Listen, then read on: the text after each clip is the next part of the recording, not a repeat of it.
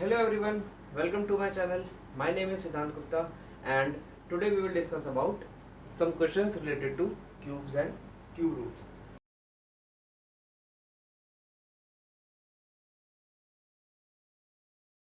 Cubes के बारे में तो हमने लास्ट टाइम पढ़ लिया था। अब हम थोड़ा सा क्यूब रूट्स के बारे में पढ़ेंगे। क्यूब्स रूट्स के अंदर हमें ये बताना है कि ये जो भी आपको नंबर दिया होता है ये किसका क्यूब है, यानी कि रिवर्स। क्यूब के अंदर आप मल्टीप्लाई करके आंसर निकाल रहे थे इजीली। अब क्यूब रूट्स के अंदर आपको ये बताना है कि ये बड़ा नंबर किस नंबर का क्यूब करके आया। क्लियर? ये चीज हमें इसमें बतानी है। एंड मैंने लास्ट टाइम भी आपको एक चीज बताई थी कि इसके अंदर सिर्फ एक ही मेथड का यूज होगा, prime factorization only. Clear? So इसको शुरू करते हैं।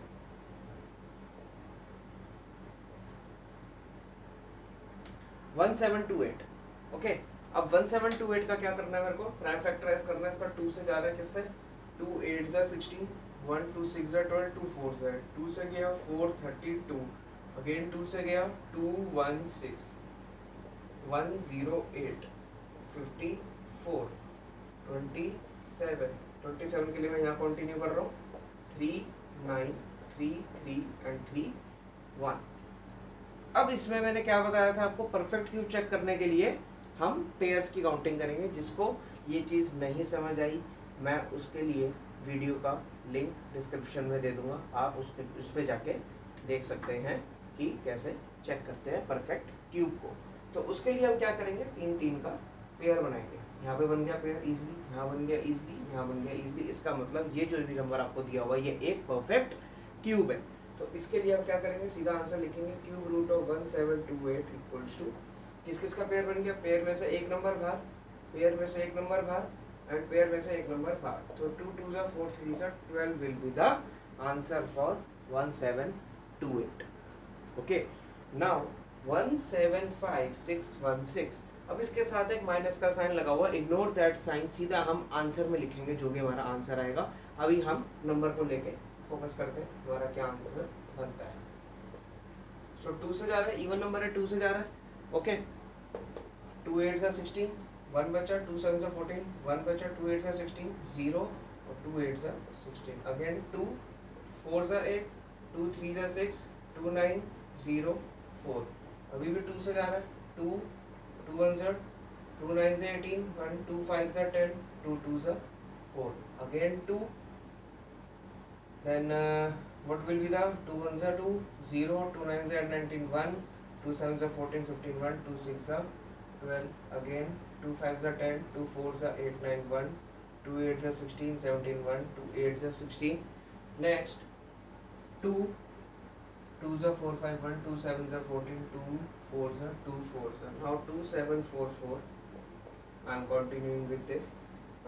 2 1s are 2 3s are 6 7 1, 2 7s are 14, 2 2s are 4, then 2 6 are 12 13 1, 2 8s are 16 17 1, 2 6 are 12, now comes 343। and अगर क्यूब रूट्स का जल्दी कैलकुलेशन करना है तो 1 से लेकर 15 तक एटलीस्ट याद रखने पड़ेंगे।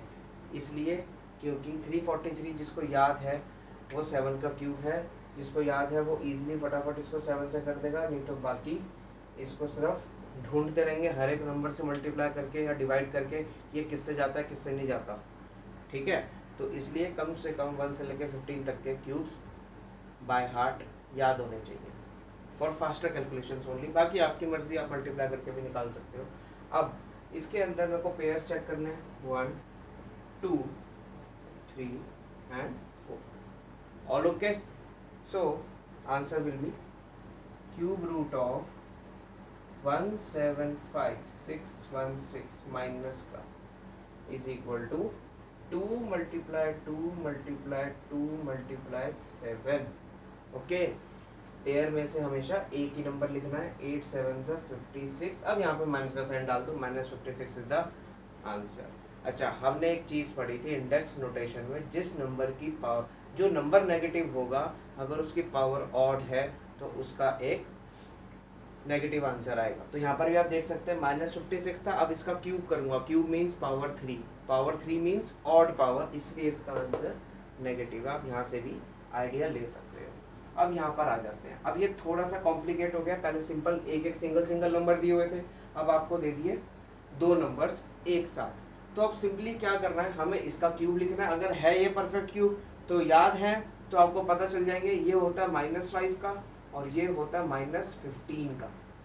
अब मैंने बिना कैलकुलेट करे डायरेक्ट निकाल दिया, क्योंकि मेरे को 1 to 15 याद है, मेरे को तो ज़्यादा याद है, आप 1 to 15 याद रख सकते हो। तो -5 इंटू -15 मीन्स इसको मल्टीप्लाई मत करना, इसको मल्टीप्लाई करोगे रात हो जाएगी सॉल्व करते हुए, कुछ नहीं समझ आएगा। सीधा सीधा इसका आंसर लिखा, इसका आंसर लिखा और 15 5 75 is the answer, positive answer, minus minus plus. Clear. अब इस पे आ जाते हैं। अब 140 और 2450 किसी के नहीं होते, पता चल रहा है। 140 क्यूब क्यों नहीं है परफेक्ट क्यूब, सिंपल सी बात है। पहली चीज, अगर परफेक्ट क्यूब होता तो इसके अंदर 3 जीरो होते, ये सिंगल जीरो है। ये भी चेक कर सकते हो, अगर कोई जीरो वाला नंबर है तो वो परफेक्ट क्यूब तभी होगा जिसके लास्ट में 3 जीरो होंगे। ठीक है, अभी ये सिंगल जीरो पे चल रहा है बेचारा, तो ये परफेक्ट क्यूब नहीं है। और यहाँ पर देखो 2450।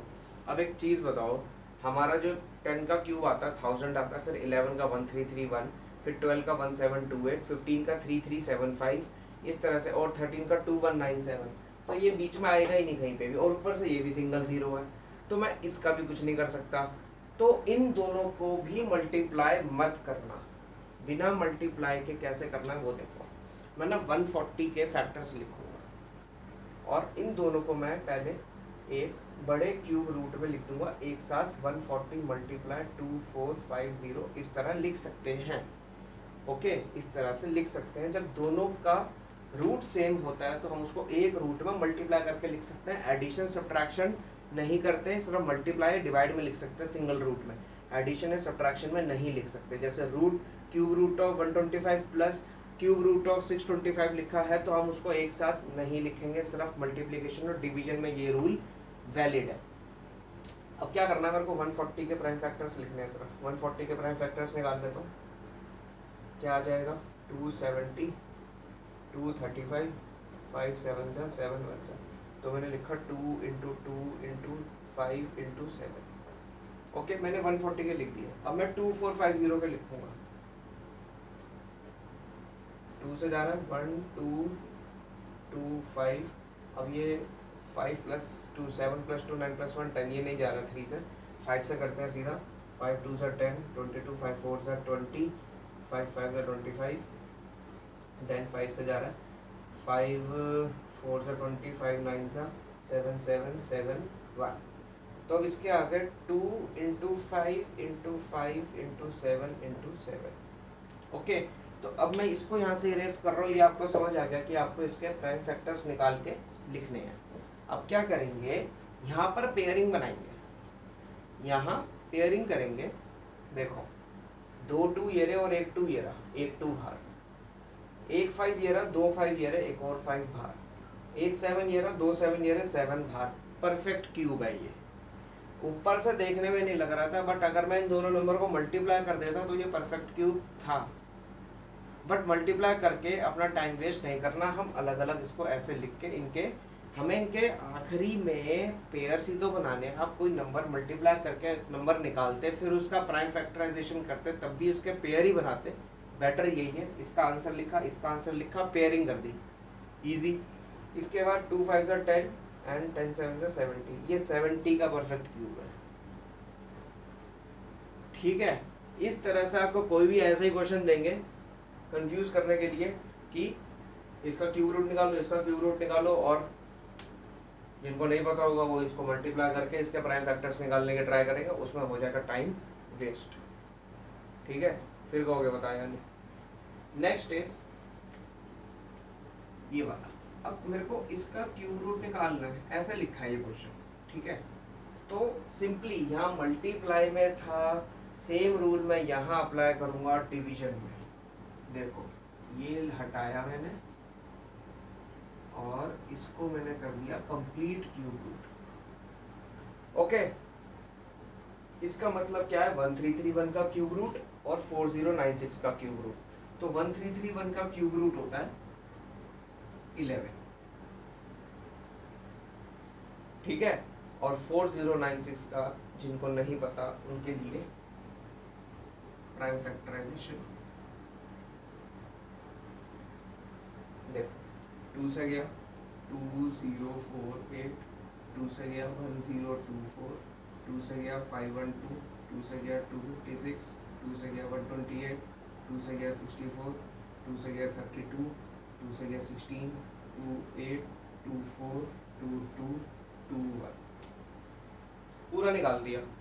पेयरिंग देख लेते हैं, 1 2 3 4 किसका था, पेयर में से अगर बाहर निकालूंगा 8 2 2 2 3 2 4 2 2 2 4 2 से ये सॉरी 2 2 से 4 2 से 8 2 से 16, तो ये आंसर आ गया 11/16। सिंपल, इजी, इसी तरह से करने हैं बाकी भी। यहाँ पर क्या है, अब ये डेसिमल आ गया है, अब इस डेसिमल का कुछ नहीं करना, जब भी डेसिमल आए ना इसको करने के दो तरीके। एक तरीका ये कि डेसिमल हटा के नीचे नंबर लिख दो, 1 2 3 4 5 6 थे, 6 प्लेस थी, 6 जीरोस डाल के ये लिख दिया। अब क्या करना है, क्यूब रूट करना है। ये 3 जीरो का कोई काम नहीं, हमने इसका काम यूज कर लिया। अब 3375 होता है 15 का अपॉन, अब जब भी जीरोस आए तो क्या बोला है, 3 3 का पेयर बनाना है। 1 को तो 1 ही लिखे रहने दो, 3 3 का पेयर बनाओ और पेयर में से एक एक बार 15/100, आंसर इज 0.15। खत्म, इजी। क्या करा दोबारा सुनो, 3375 0.003375 था, उसमें से जब पॉइंट हटाऊंगा तो ये 6 प्लेसेस थी, तो मैंने 6 जीरोस नीचे डाल दिया, अब इनका कोई काम नहीं है। इसके बाद 3375 को मेरे को याद था 15, नीचे क्या किया, नीचे 1 था तो 1 लिखे रहने दिया। अब यहाँ पे 3 जीरो का पेयर और 3 जीरो, 2 पेयर बन गए, 2 जीरो लिख दिए, डेसिमल में कन्वर्ट करते हैं 0.15 आ गया। इसके बाद 1331 सेम काम कर सकते हो यहाँ पर भी, 1331/1000 लिख दो इसको। अब 1331 होता है 11 का, 1000 होता है 10 का, आंसर आ गया 1.1। क्लियर। लास्ट चीज, अब यहाँ पे फिर ए माइनस का साइन आ गया, पहले आंसर निकाल लो, माइनस का साइन लास्ट में डाल देना। 1728 अपॉन, इसमें भी 6 जीरोस आएंगे, देन 12/00, क्योंकि 6 जीरो से तो 3 3 का पेयर बन गया, दैट इज 0.12, लाइक दिस, जैसे 0.15 आया था, 0.12 आएगा इसका। यहाँ क्लियर नहीं, clear. This is how we can find the cube root of any number by prime factorization method. अब एक छोटा सा मेथड और है जिससे ओरली निकल सकता है, जैसे मैं बड़े वाले नंबर छोड़ देता हूँ यहाँ पे, बाकी सब इरेज कर रहा हूँ। अब इसको मैंने जैसे इरेज कर दिया, अब मेरे को इसका क्यूब रूट निकालना है, एंड कौन सा था, चलो बाकी छोड़ो, इसको भी हटा दो। सी, अब जो मेरे पास शॉर्ट ट्रिक है उसके लिए आपको 1 से लेकर 10 तक के क्यूब याद होने चाहिए, इनफ है। अब मेरे को करना क्या है, यहाँ पे 1728 था ना, ये लिख देता हूँ, ठीक है। अब मेरे को करना क्या है, जब भी हमें क्यूब रूट निकालने होंगे ना, हम पीछे से 3 3 नंबर काउंट करके पेयरिंग बनानी शुरू कर देंगे। यहाँ पे पीछे से 3 का पेयर बनाया और एक डिवाइड कर दिया नंबर को, डिवाइड कर दिया नंबर को 3 के पेयर में, पहले 3 का पेयर, उसके आगे तो पेयर है नहीं तो वो हट गया, उसका कोई वो नहीं है। अब देखो यहाँ पे यूनिट्स प्लेस क्या है, यहाँ यूनिट्स प्लेस 8 है, और यूनिट्स प्लेस 8 किसका क्यूब करने पे आती है, वो यूनिट्स प्लेस वाले पैटर्न में हमने पढ़ा था 2 का। ओके, तो मेरे इस पूरे नंबर का आंसर 2 लिख दिया मैंने। अब मेरे इसका काम खत्म। अब यहाँ पे आ जाओ 1 पे। अब हम चेक करेंगे कि 1 किसके क्यूब के पास आता है। 1 का क्यूब 1, 2 का क्यूब 8, 3 का क्यूब 27। अच्छा, 2 का क्यूब 8 बड़ा हो चुका है ऑलरेडी, तो 1 का क्यूब 1, 12 इज द आंसर। इसका नहीं समझ आया तो एक बार और करते हैं। यहाँ पर क्या 175616 था, तो मैंने यहाँ से पीछे से 1 2 3 पेयर डिवाइड कर दिया नंबर। अब आगे भी 3 डिजिट है, ठीक है। अब पहले इस वाले के लिए हम लिखते हैं आंसर, लास्ट में क्या है 6। अब यूनिट्स प्लेस के पैटर्न के अकॉर्डिंग अगर मेरे पास लास्ट में 6 आया क्यूब करके, तो वो किसका क्यूब करके आया होगा, 6 का ही क्यूब करके आया होगा। तो मैंने 6 लिख दिया इस 3 के लिए। अब नेक्स्ट 3 नंबर्स जो मेरे पास बचे 175, इसके लिए मैं ये चेक करूंगा कि मेरे पास इसके पास का कौन सा क्यूब नंबर है। जैसे 1 का क्यूब 1, 2 का क्यूब 8, 3 का क्यूब 27, 4 का क्यूब 64, 5 का क्यूब 125 एंड 6 का क्यूब 216। तो 6 का क्यूब 216 बड़ा हो गया, तो इससे पहले क्या था 5 का क्यूब 125, तो मेरा आंसर आ गया 56। एक और करके देख लेते हैं 2197,